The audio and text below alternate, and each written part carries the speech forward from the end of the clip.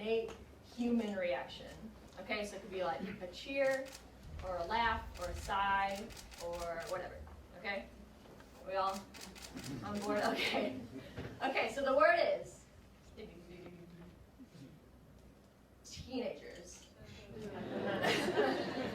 Okay, yes, exactly. That's kind of what I expected, because that's the response I tend to get when I tell people what I do. And what I do is I spend my Saturdays with teenagers, about 40 of them, for 7 consecutive hours, for free, for fun. And I think the most shocking part of all of that is nothing that I've said, but is the fact that I undeniably and unbearably love it. As was mentioned, I'm a volunteer at Muncie Civic Theatre, which is the community theater in this city, in Muncie, Indiana, and I volunteer with their youth program for the past 3 years. And so that means that I've done 9 productions with essentially the same group of kids. And through that, I've gotten to know them pretty well. And I love it because I don't just get to hang out with them during songs and dances and blocking and stuff like that, but I get to sit with them during lunch and hear about their history test, right? And I get to wait for them to be picked up by their parents and hear all about their latest crush and what he or she is posting on Instagram. And I get to sit in an empty theater on opening night and have 2 adolescent best friends braid my hair and tell me everything that they love about the opposite person. And through that, I've learned a lot about these specific kids for sure, but also a lot about teenagers in general. And what I've learned is 2 things. Well, I've learned a lot, but 2 things specifically we're going to talk about. One is that teenagers are incredibly capable. And 2, that we live in a world that does not tell them that. See, the more and more that I got to really love and care about these kids, the more hyper-aware I became of the way that adults talk both around and about young people. And I started to hear things like, teenagers are so dramatic, right? Or you'll understand when you're older. Or my personal favorite is, which I think, I like that you think you know what you want, but you're just young. And I started to realize how much we focus on preparation when we're thinking about adolescence, right? Because there's being a kid, you get to roll around the mud, and there's being an adult, you're married and you have a job, but this state in between, it doesn't stand alone, right? It's a transition. It's this time of being en route to something that's more important than where you're at right now. And what I started to realize is that when we view adolescence as pre-adulthood, what we're doing is we're viewing adolescents as pre-adults. And I think that's a dangerous way to be thinking because they're not pre-human, right? They're humans right now, important, valuable right now. And so the question is, what do we do, right? How do we respond to that? Well, I think that we should validate them, right? That we should tell them that you're not just valuable who you're going to become, but you're valuable right now. And through Civic, I've learned that there are 2 big ways that we can do that. 1 is encouragement, and 2 is opportunity. Okay, so I'm just going to start with the first one, encouragement. And notice how it's not just normal encouragement, not your like Lifetime, original movie, broad, that type of encouragement. It is consistent and individualized. And I'm going to say that a second time and also put it on the screen because I think that is so important, that the encouragement that we're giving is consistent and individualized. Okay, so some examples that I've been able to experience is I write a note, okay, to every kid on opening night for every show, handwritten note. And I've been doing this for the past 6 of the total of 9 productions. And by the 3rd, the kids started to write notes to not only me, but to their peers. In the most recent show I directed, I had several kids come to me and say, Katie, here, I wrote these 50 cards. Will you hand them out? And something else that I've been able to do is a toast, right? So we all sit around, 37 teenagers and 9 production team members, and every single person gets an individualized toast. So my kids get to hear, to Lorenz, to Cade, to Josh, followed by 50 people cheering for them. And something else that I've done is that we end every rehearsal spending 15 minutes talking about the good things that we experienced that day. So I say, okay, I want you guys to raise your hand and to tell me something good that happened to you today. And then they talk, and they're like, yeah, that's great. And then I say, okay, I want you to raise your hand and tell me something good you saw someone else do. And by the second, third, fourth, somewhere in there, by those rehearsals, I don't have to prompt it anymore. Once the end of rehearsal, the kids just start raising their hand and they say, you know, Evangeline had a great solo today. Right? Because when we encourage them, they learn how to do that without us telling them they have to do it. But that validation shouldn't stop there. We don't just say, hey, you're really good at what you do, but we give them an opportunity to showcase that. Right? And the opportunity should be authentic, not like just something that's just in front of the class, but something that relates to the real world. Okay? So this idea of authentic opportunity is something that I tried really hard to implement in the most recent show I directed at Muncie Civic Theatre, which was a couple months ago, and it was Once on This Island, Junior. And I decided that I had kind of had my time doing my shows. I wanted to give this show to them, right? That the teenagers are going to make the choices, and that they're going to have ownership in the things that they are doing.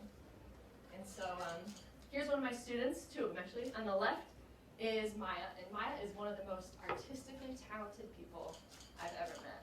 And notice how I say people and not teenager or kid or youth. One of the most artistically talented people I've ever met. And so I said, Maya, would you be willing to do the makeup for this show? And she said yes, and she did, and it was good.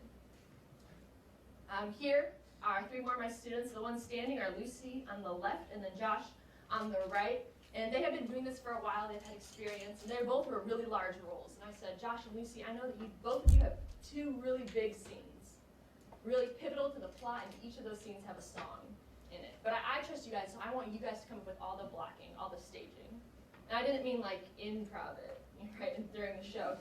To like come together as a team to sit down, think about your characters, and plan out where you're going to be moving at different lines at different times for both their scenes. And they did. And it was good.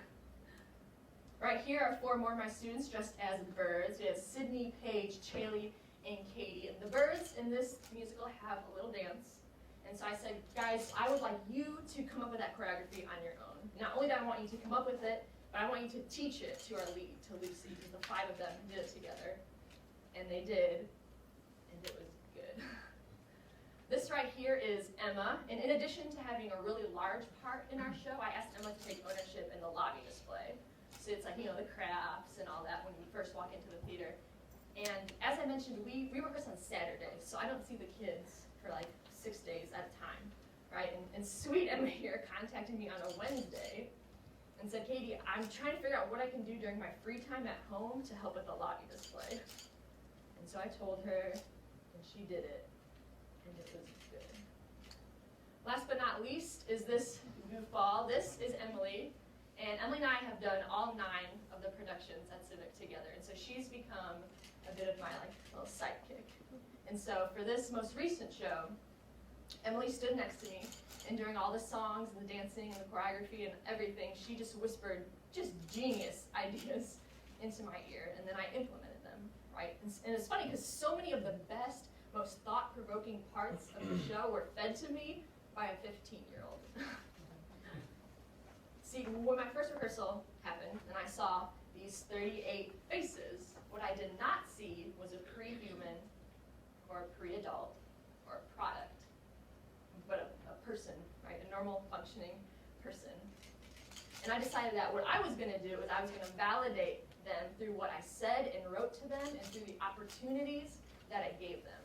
And the result of that is that when the curtain opened on opening night, the audience did not see my show, but they saw Maya's makeup and Lucy and Josh's blocking and Katie and Chaley and Paige and Sydney's choreography.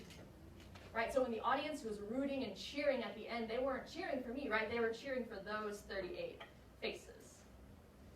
And that's what the audience saw, that show, and it was good. And what they also saw was 38 teenagers who were working to fulfill the validation that an adult who loved them gave them. Okay, and I think there's 2 important things in that. One, that they knew that they were actively aware that I cared about them, and that affected how they responded to that, right? And 2, that when we validate young people, when we say that, hey, you are good, and here's an opportunity for you to showcase that you are good, when we do that, that they actively work to fulfill that validation. And I think the third thing that I've learned about validation is that it works, right? That it's effective effective and that it matters and that it evokes change. And I know this because one of my students has autism, and after writing in his opening night encouragement, "You belong here," for 3 productions, I got to hear him say it for the first time a couple months ago. I got to hear him say, "I belong here." And I know it works because I got to sit with a freshman in high school who told me between tears that I didn't think I was any good. I didn't think I was good at theater. I would have quit had it not been for you rooting for me. And lastly, I know that this works because when the show happens, I am sitting in the audience next to my mom eating popcorn. You know, I'm not backstage telling them where to go. I'm not in the light booth or in the sound booth. If I have done my job well, if I have validated them through encouragement and through opportunity, then these teenagers know that they can create something beautiful without an adult.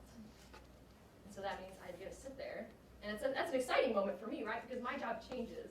I no longer have to run around rehearsal and be doing forms and yelling and stuff like that. Now, my job is to sit and to watch and then to stand and to cheer.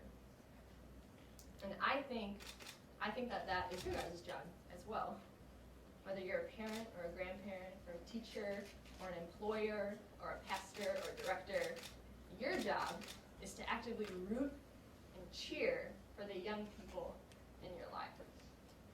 And this matters to every single person in this room because our job as adults, as the adults of the world, is to fuel the young people, the youths, through encouragement and through opportunity. And when they do that, then they become self-fueling, right? Then they can do these things while we just sit in the audience and cheer.